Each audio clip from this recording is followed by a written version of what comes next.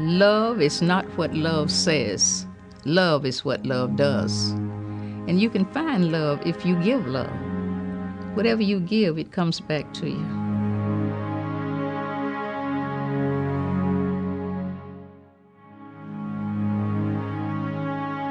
We saw a story about a soldier with an almost $8,000 cell phone bill calling home from overseas. It was the first time we had ever heard the troops had to pay for their own phone calls home, and it motivated us to want to make a difference. When I found out I had breast cancer, I was engaged to be married. He left. I have the baby. She's 3 years old. It's such a lonely thing to go through. And it just hurt my heart. What I needed was someone to hold my hand and tell me that I was going to be okay, that I could survive breast cancer. A parent would not be able to help their child in their reading or their math. It's very hard for a parent to think of helping their child in school if they're so bogged down with the everyday challenges of life.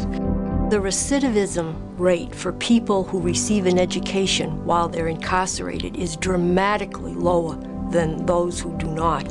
We run a book club and have been doing it for 2 or 3 years. Yoga addresses a lot of the short and long-term effects of cancer treatments, anything from fear and anxiety and depression to loss of strength and fatigue.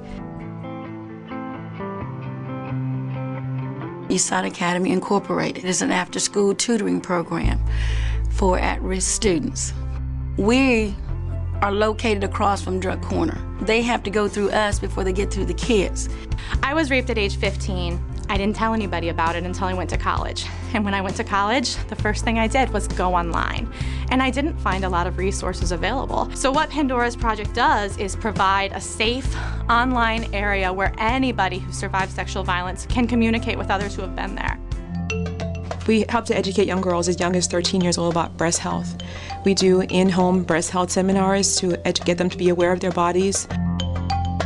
In California, we have over 4,300 teenagers released out of foster care system each year. Over 50% of them will not, they'll be homeless within months. You really want to know my age? Is that really necessary? I'm 91 years old.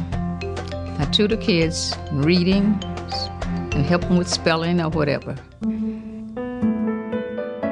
Random Kid is a nonprofit organization. We help any random kid solve real-world problems. Thank you. And then you guys can just bring up me too. Well, we have several kids donate their gently used toys, and then the money that's raised is then going to go help families at risk of being homeless, as well as homeless children in the Seattle area.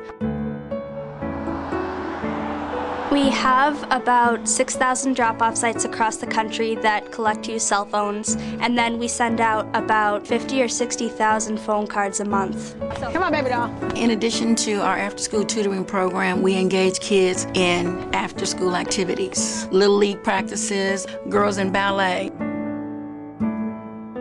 We read Sophocles, we read plays, but really, basically, it's that they see human beings that care about them. Every girl is going through something different every day. Until we have trust built, there's no bridge to cross. The girls will stay where they are. But once you have those breakthrough moments, it's worth $1 million just to spend it one moment in my day for that.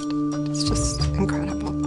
When you embrace what's going on and do it together as a community, it is building towards our future. To me, a woman of worth is someone who can take a personal experience, whether it's tragic, whether it's difficult, and use that experience to improve the world. A deep passion for issues and is innovative and creative in the way of approaching the solutions. I believe that a woman of worth is summed up in one phrase, and that's being actively involved. I'd say that all women are women of worth because everybody goes through their day and does something that makes them happy and is their passion. And regardless of how little or how big it is, they're doing something that's worth it. I want our world of tomorrow to be strong. We girls will do it.